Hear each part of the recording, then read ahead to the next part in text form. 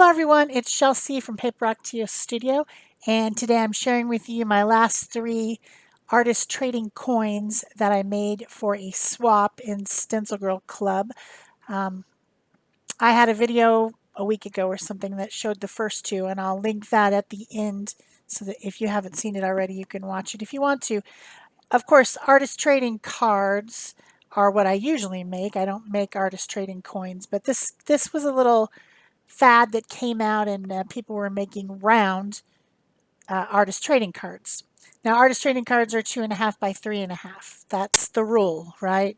So if you make it round, it has to be 2.5 inches in diameter to be an artist trading coin. And I made some round ones, and I made some scallop round ones, and I thought, well, what else could I do? So when I was looking through my thin dies, I found an oval that was 2.5 inches wide by 3.5 inches tall. And to me, that's perfect. You know, I don't like to stick to one thing, and I thought this would be really cute. It still fits in a sleeve for an artist trading card. So it is an artist trading card. It's just an oval shape. So I cut them out using that oval die in my Big Shot die cutting machine out of a cardboard envelope. Another option would be like a cereal box. It's basically that thickness, and I thought that was, you know, a good base to start these. I decided on this one to do collage, so I picked a few pieces of paper out of my paper pile that that one has some stenciling on it. The black one does, and then the other one is really intense fluid watercolor. And that was just messing around with the colors to see how intense they were. They come in little bottles, like 2-inch fluid bottle, and I just wondered on regular old paper, and that's printer paper, what it would be like. So I just put some on a printer paper just to see, and I let it dry. It was an experiment, and then I just saved that piece of paper, you know, for later. And they're intense colors, and they stayed really bright even on that less than great paper. So then I have another one that's kind of a gel print, and it has dark purple, and I was going to use the dark purple, and I ended up flipping it over and using the other side, which had some lavender printing on it. Here's some dictionary page for a neutral. In the video, you can't tell at all. I mean, this video is so weird, but that little piece that I'm putting horizontally has fluorescent paint, fluorescent pink paint on it, and it just doesn't look like anything on the video. It's so strange.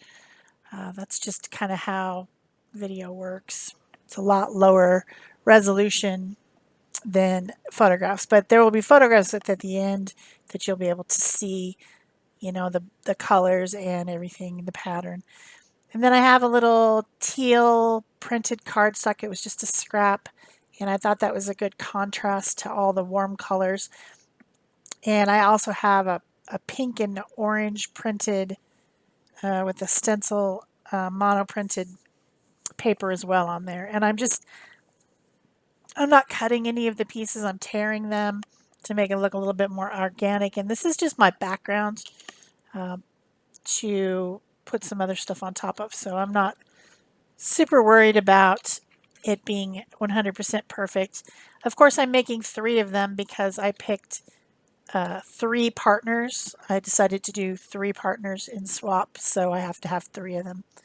Normally I would just do 1 partner swap, but I wanted something to do this month. I wanted something that would kind of force me to get in the studio and work, and I ended up actually having way more stuff than I thought, and now I really have to get my behind in gear and get some stuff done. So I was successful in forcing myself to get in the studio by having obligations. You know, that works. So I'm gluing all these pieces on my backgrounds using a Yoo-hoo glue stick and then smoothing it down with a wet baby wipe. I think that really helps to make sure that the glue and both sides of the paper have contact when you press, you give it some pressure. And also if you get any of the glue stick over the edges and make a little bit of a mess, you can clean it up. So that's kind of nice. I like the glue stick. So there's my backgrounds. I'm just trimming them with scissors to start with. And they're not all exactly the same, but they're very similar. They don't have to be exactly the same because nobody's going to compare. So now once they're dry, I am cleaning up the edges. I like them to be really smooth, and I don't think that you could get that with a pair of scissors. So here's my little trick, is to use a sanding block. And when you're doing it with the cardboard, it's plenty sturdy enough to stand up. And you can by scratching one direction down from the top down on the side, you can trim it a little bit, and then you can also just smooth off all those edges. I didn't make you watch me do all three of those because that's pretty boring, but that sanding block is one that's for doing nails, but you could use a regular piece of sandpaper or an emery board or a a sanding block that that is sold at the hardware store. They're just a little bit bigger. And that one's nice and small, so it makes it super easy to use. So now I'm doing some stenciling. I guess I didn't mention at the beginning that these cards have a theme, and the theme for this one is reflection. And I was thinking about things that reflect, and reflection in the way that you think about something, you reflect on a topic or something like that. And so I have it in the theme represented in a few different ways on these cards. And one of them is that I was thinking about the ocean and how it's reflective. Also, when you go to the ocean and sit and listen to the waves, you often reflect on things that happens, things that are that you want to happen. When you're at the beach, you're just chilling, and you sit and think about stuff, right?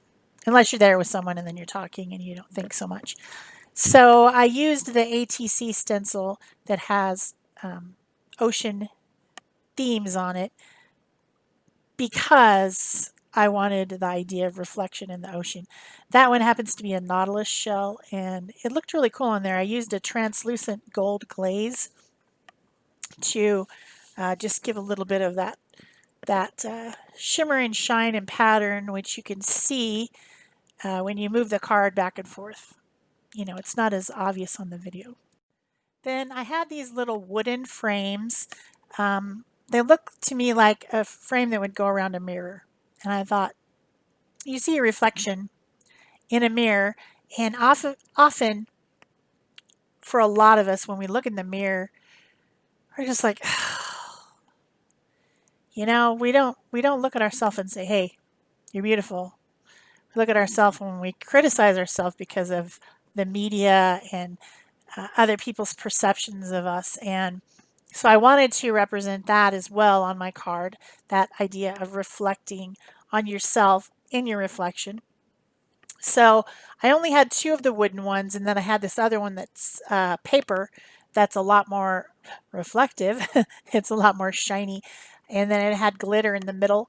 And so I decided to use that one because I only had the two others. I colored those by using some gold pigment ink and then putting gold embossing powder on there, and I'm embossing them to make them gold frames. So I've got the shimmery translucent gold in the background, then I've got the gold on the frames, and they are mirrors. They're supposed to be mirrors. And then I have this sheet of printed sayings, and this is from Jeannie B. Aaron's Etsy shop. It's a digital download, and it's designed to print on these little labels. And Peg actually sent this to me. I have printed on the labels, but what she did was to just print it on regular paper and then put adhesive sheet on the back so that they become adhesive. So I picked a few of the ones that I thought were appropriate, and I cut them out, and then I put them I lined up the frame and then put the little sayings on the inside of the frame. So they're reflecting back to you when you look in the mirror. The words are reflecting back to you. So one of them says, beautifully imperfect. And I've always liked that saying that, you know, even though you're not perfect in the way that the society might say that you are, that you're still beautifully imperfect. I liked that one. And then that one, rather than putting right in the center, I offset the frame, and that actually ended up being my favorite. The other two were right in the center, and I should have offset all of them, but I was thinking imperfect, so I put it off to the side, and that I really like that particular one the best of the three. So then after I glued this really shiny one on, I didn't like the glitter stuff in the middle, so I took a craft knife and I cut it out and made it just into a frame. And being that it was cut with a craft knife, it's not perfect, but it certainly still looks like a mirror frame, and it's shiny, and so that worked out. That one says focus on the positive. When you look at yourself in the mirror, maybe focusing on the positive is a good idea and not just seeing the flaws that you perceive that you have, that we all perceive that we have flaws, even though other people might not think so. So, yeah, I'm getting super deep, reflecting on reflections and getting super deep.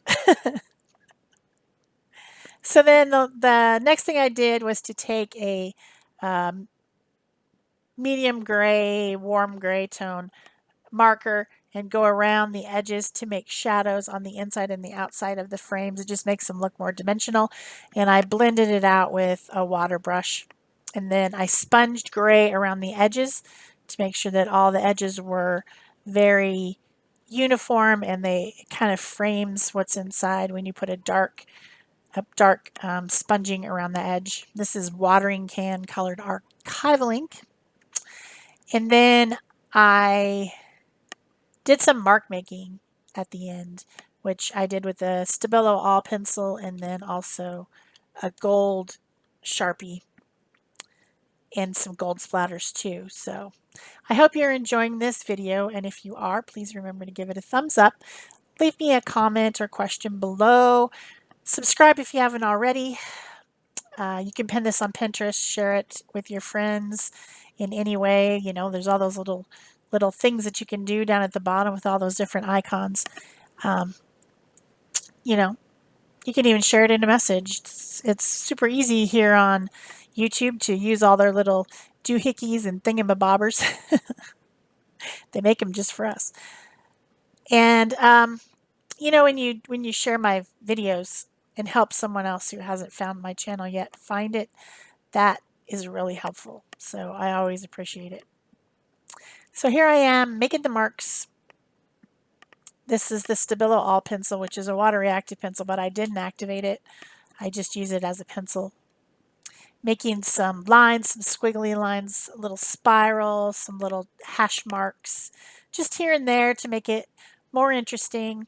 And then this is a gold Sharpie. It's a fine tip water-based Sharpie. There are some water-based Sharpies out there. I don't like the oil-based paint ones because they stink. And I don't like the solvent-based Sharpies because they stink. But this one doesn't have any odor. So it's just, a gold paint pen. Water-based paint. Then I did some gold splatters because I like splatters. I like the randomness of the splatter. So that's it for me. Here comes your close-ups. Thanks. Bye-bye.